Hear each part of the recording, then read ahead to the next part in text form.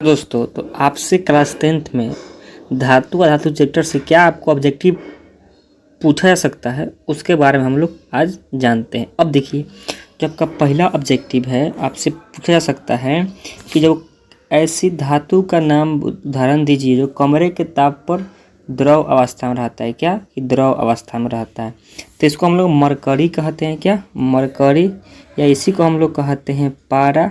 इसी का संकेत होता है क्या, Hg। इसका परमाणु संख्या होता है 80। इसको ध्यान रखिएगा। अगला क्वेश्चन कह रहा है कि चाकू से आसानी से काटा जा सकता है, तो सोडियम को और किसको, लिथियम को। इससे बाहर क्वेश्चन नहीं आएगा, लिथियम। ठीक है, ध्यान रखिएगा। अगला क्वेश्चन कह रहा है कि ऊष्मा की सबसे अच्छी चालक होती है, तो आप जानते हैं सिल्वर। इसी का संकेत होता है क्या, Ag भी लिखेगा वहाँ पे, सिल्वर ना लिख के। या इसी को हम लोग कहते हैं चांदी।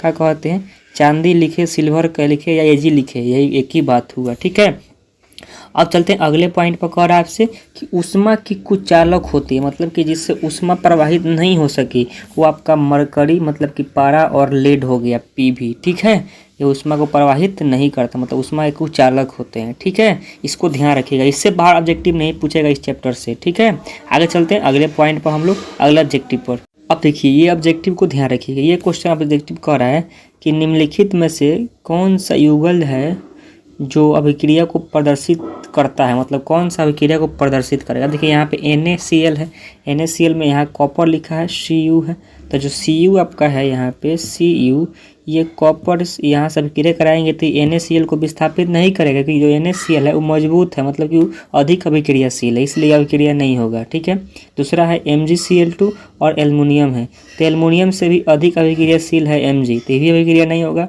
तीसरा है FeSO4 और सिल्वर, तो सिल्वर है जो कम अभिक्रियाशील है।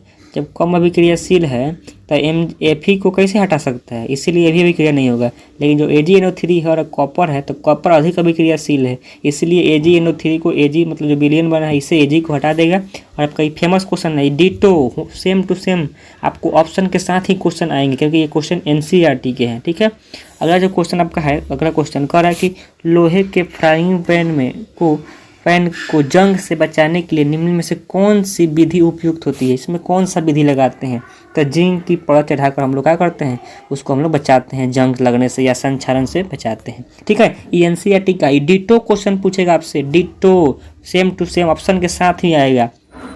अब ये अगला क्वेश्चन आपसे कह रहा है, कौन धातु ऑक्सीजन के साथ अभिक्रिया कर उच्च गलनांक वाले यौगिक निर्मित करती है, यह यौगिक जल में विलेय है, तो यह तत्व कौन सा हो सकता है। ये क्वेश्चन पूछा भी है, डिटो। अब कैल्शियम होगा, क्या होगा, कैल्शियम। इसको डिटो पूछा ही है एग्जाम में, और आगे एग्जाम में डिटो पूछा ही करेगा, पूछबे करेगा। ठीक है, चलते हैं आगे, देखते हैं अगला ऑब्जेक्टिव को और आगे इसका खत्म करेंगे। ये जो ऑब्जेक्टिव बता रहे हैं आपका NCERT का है, ये डिटो पूछेगा एग्जाम में। अगला ऑब्जेक्टिव है आप लोगों का, ये क्वेश्चन कर आपसे कि खाद्य पदार्थ के डिब्बों पर जिंक की बजाय टीन का लेप क्यों होता है। मैं जिंक के बदला में हम लोग जिंक के बदला में टीन का लेप क्यों करते हैं। और आप पहले कि टीन के अपेक्षा जिंक महंगा है, नहीं, इससे नहीं करते हैं। टीन के अपेक्षा जिंक का गलनांक अधिक होता है, भी नहीं है कारण आपका। टीन के अपेक्षा जिंक अधिक अभिक्रियाशील है, नहीं।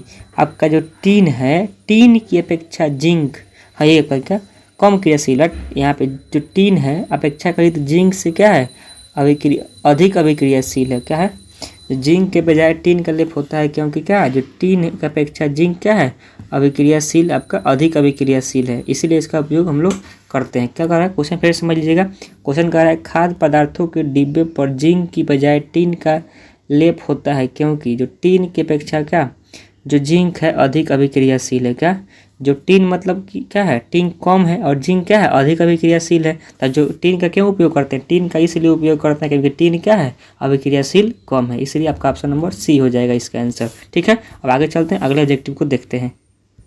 ऑब्जेक्टिव खत्म हुआ, आप देख लेते हैं, आप सब्जेक्टिव को देख लेते हैं। दो सब्जेक्टिव कह रहा है कि लोहे को जंग से बचाने के लिए, क्या कि लोहे को जंग से बचाने के लिए दो तरीके बताइए। क्या, लोहे का जंग से बचाने के दो तरीके बताइए।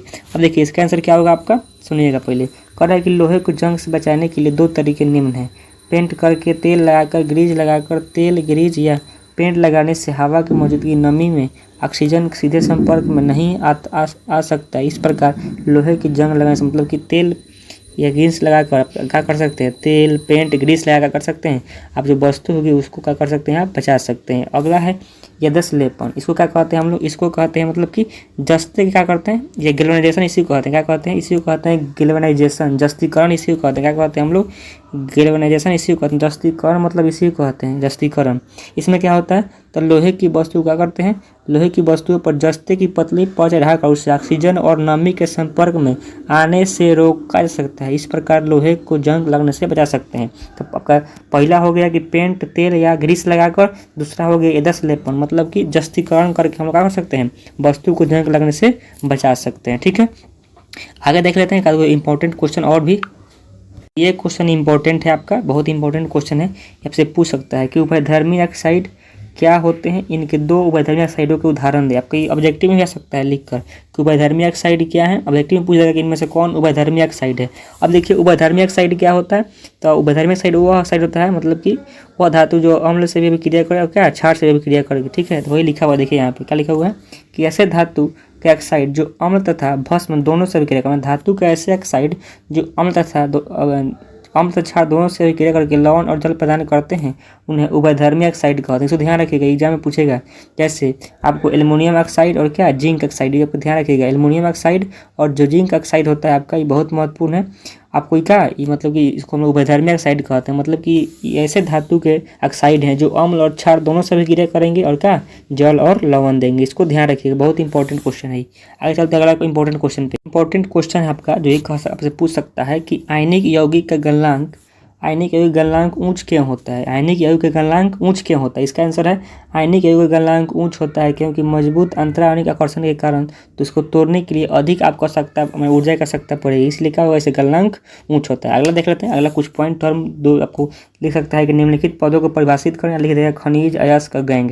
अब ये खनिज किसे कहते हैं, तो खनिज किसे कहते हैं, तो पृथ्वी की भूप्रपट्टी में प्राकृतिक रूप से क्या, पृथ्वी की भूप्रपट्टी में प्राकृतिक रूप से पाए जाने वाले तत्वों या यौगिकों को खनिज कहते हैं। मतलब कि पृथ्वी की भूप्रपट्टी में मतलब अंदर प्राकृतिक रूप से पाए जाने वाले तत्वों या यौगिकों को खनिज कहते हैं। अब यश किसे कहते हैं, वे खनिज जिनमें से कुछ विशेष धातु की काफ़ी मात्रा में होते हैं जिन्हें हम लोग क्या सरलता से निकाल सकते हैं या जिसे निकालना लाभकारी हो। मतलब कि वे खनिज जिससे हमको काफ़ी मात्रा में धातु मिल जाए और उसे निकालें तो हमको लाभ प्राप्त हो, मतलब आसानी से निकल जाए, उसे हम लोग कहते हैं अयस्क। क्या कहते हैं, अयस्क। अब देखिए गैंग किसे कहते हैं, तो आप जानते हैं कि पृथ्वी से खनिज जो अयस्क हम लोग निकालते हैं उसमें मिट्टी, रेत आदि कई अशुद्धियाँ होती है जिन्हें हम क्या कहते हैं, गैंग कहते हैं। ठीक है, ये आपका याद रखिएगा, इस पॉइंट को ध्यान से रखिएगा इसको।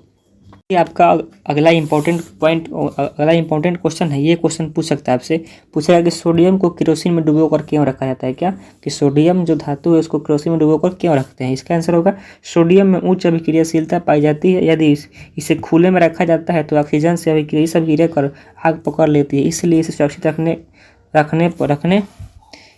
तथा आकस्मिक आग को रोकने के लिए हम केरोसिन को कहाँ से डुबो कर रखते हैं, किसमें, केरोसिन तेल में। मतलब कि सोडियम को केरोसिन तेल में इसलिए डुबो कर रखा जाता है क्योंकि जैसे ही बाहर निकालेंगे उसमें आग पकड़ लेगा, इतना अभिक्रियाशील है ऑक्सीजन के साथ अभिक्रिया करके। ठीक है, इसलिए क्या करते हैं, इसको हम डुबो कर रखते हैं कहाँ पे, केरोसिन तेल में। किसको, सोडियम को। आगे चल लेते हैं, अगर देख लेते हैं आपका 5 मार्क्स वाला क्वेश्चन।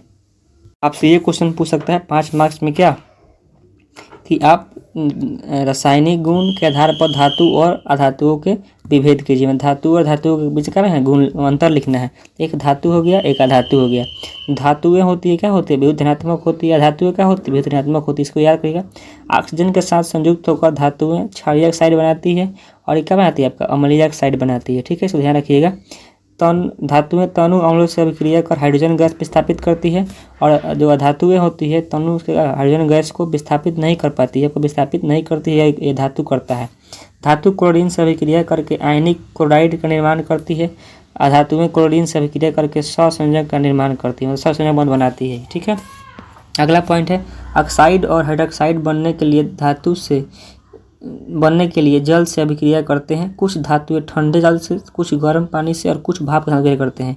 ये कोई मतलब ये जल से अभिक्रिया करबे नहीं करती है। ठीक है, ये आपका 5 मार्क्स में क्वेश्चन आएगा, इसको ध्यान रखिएगा। ठीक है, ये क्वेश्चन आपका इंपॉर्टेंट है, इस ध्यान रखिएगा इस पर।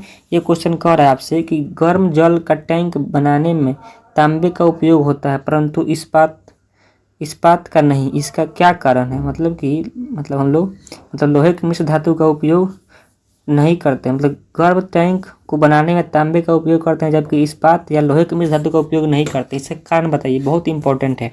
क्योंकि तांबा होता है उबलते या गर्म जल या भाप से अभिक्रिया नहीं करता है, जबकि इस्पात में उपस्थित लोहा जलवाष्प से अभिक्रिया करता है। तांबा का गलनांक इस्पात की अपेक्षा अधिक होता है, साथ ही साथ अभिक्रिया लोहे की अपेक्षा उष्मा का अच्छा से चलेगा। मतलब मेन आपको समझना है कि जो आपका तांबा है वो गर्म जल ठंडा जल कौन सा अभिक्रिया नहीं करता है, इसीलिए गर्म जो जल की टंकी होती है किसका बनाते हैं? तांबा का बनाते हैं। ठीक है, इसको ध्यान रखिएगा। एक और आपका इंपॉर्टेंट क्वेश्चन है, ये आपने जानते ही होंगे, सुन लीजिएगा। इसका क्वेश्चन क्या है? क्वेश्चन कह रहा है आपसे, क्वेश्चन कह रहा है यदि व्यक्ति अपने घर में सुनार बनकर आता है, एक व्यक्ति प्रत्येक घर में सुनार बनकर आता है, ठीक है, सुनार बनकर आता है, उसने पुराने एक मलिन सोने के आभूषण में पहले जैसे चमक पैदा करने का ढोंग रचाता है। मतलब कि आपको कहता है कि आप सोना दीजिए पुराना, उसको हम नया चमका के दे देंगे, चमका देंगे उसको।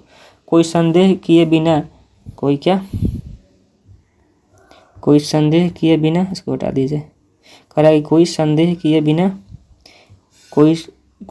किए बिना एक महिला ने अपने सोने के कंगना उसे देती है, जिसे वह इस विशेष विलयन में डाल देता है। कंगना नए की तरह चमकने लगता है, लेकिन उसका वजन अत्यंत कम हो जाता है। वह महिला बहुत दुखी होती है तथा तर्क वितर्क के पश्चात उस व्यक्ति को झुकना पड़ता है कि जासूस की तरह, क्या आप उस विलयन की प्रकृति के बारे में बता सकते हैं? यस, क्योंकि जो व्यक्ति है वो सोनार है, क्या लिया है? एक्वारेजिया लिया हुआ है, मतलब कि अम्लराज उसी को कहते हैं, H2SO4 कहते हैं उसी को, ठीक है की है।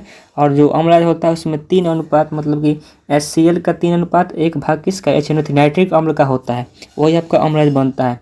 यह सोने और प्लेटिनम जैसी धातुओं को भी घोलने की क्षमता रखता है। इसी विलयन में डूबने से सोने के कंगना का वजन कम होता है। कहा कि विलयन में डाला ना, जो ऊपर का परत है वो परत उसका हुआ है, उसमें गल गया, और जो बच गया उसको दे दिया, मतलब कि जो उस पर डाला उस विलयन में, तो उस तुरंत अभिक्रिया हुआ, क्या हुआ? उस पर से जो आपका सोना है, जो भी गहना गुड़िया है, उसको से क्या हुआ? उस पर से ऊपरी परत हट गया, मैल वाला परत हट गया, मतलब उसमें जो ऊपरी भाग था उगल के चल गया नीचे। ठीक है, इसको ध्यान रखिएगा, पूछता है ऑब्जेक्टिव में कि एक और एजीएम में HCl और HNO3 नाइट्रिक अम्ल, आपको क्या यहाँ पे हाइड्रोक्लोरिक अम्ल और नाइट्रिक अम्ल का अनुपात क्या होता है? 3 अनुपात 1 होता है। चलिए, जय हिंद।